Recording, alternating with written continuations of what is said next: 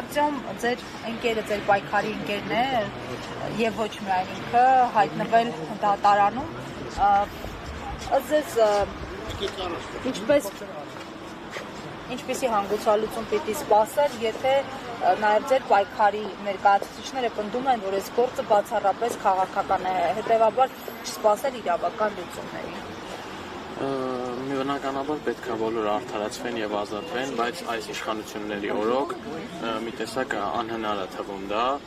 քանի որ գործը բացահայտ քաղաքական է, այն առաջին օրվանից իշխանական ամբողջ պատգամավորները, անդամները լծվել են այս նյութերը տարածելուն, այն կեղծված ձայնագրությունները տարածելուն, բնականաբար պետք է արդարացվեն եւ Լիդիա Մանթաշյանի պարագայում Լիդիան պետք է անհապաղ ազատ արձակվի։ Ես չգիտեմ այս շենքում նստած մարդիկ ինչ են մտածում այդ մասին, արդյոք իրենք տղամարդ են, որ Լիդիա Մանթաշյանին շարունակում են պահել կալանքի տակ։ Ես այդ կասեմ, որ Լիդիան պետք է անհապաղ ազատ արձակվի եւ ինչու ոչ բոլորը։ Նկատենք մեղադրող հատվածների։ Իդեպ մեկը անցավ,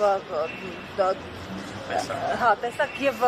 չեք ուզում փորձել նաեւ բարձել, քանի որ այստեղ անցուդարձը շատ է։ Իրենք ինչ մտածումներով են այդ քայլին գիտացել։ Դուք մոտեցեք, տեսակ, որ ինքը ոչ չպատասխանեց, չեմ վախենա այդ բառը ասեմ, փախավ ուղղակի։ Եթե իրանց հետաքրքրեր կմոտենային միգուցե մի բան կասեին եւ չէին պնդի, որ դատի օրը չէին պնդի, որ Լիդիա Մանթաշյանը կարող է գործին խոչընդոտել։ Ես զարմանում եմ այլընտրանքային խափանման միջոցներն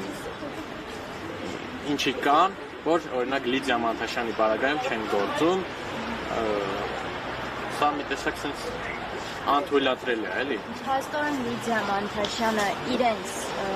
պատկերացմամբ, իրենց տրամաբանությամբ ավելի վտանգավոր է, քան առաջնային դեմքերը, որ մնացածների սահմանափակումները վերացվել են, իսկ Լիդիայինը ոչ։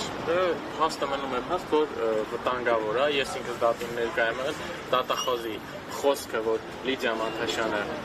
անգամ տնային կալանքի պայմաններում հնարավոր է խոչընդոտի գործին, որևէ հիմնավորում չեն դրել։ Նույն հարց իրենց տվեց դատավորը, իրենք որևէ հիմնավորում չեն։ Իրենք ասում են, որ Լիդիա Մանթաշյանը անգամ շփումներ ունենալով պատգամավորների հետ, ազգականների հետ, կարող է խոչընդոտել գործը։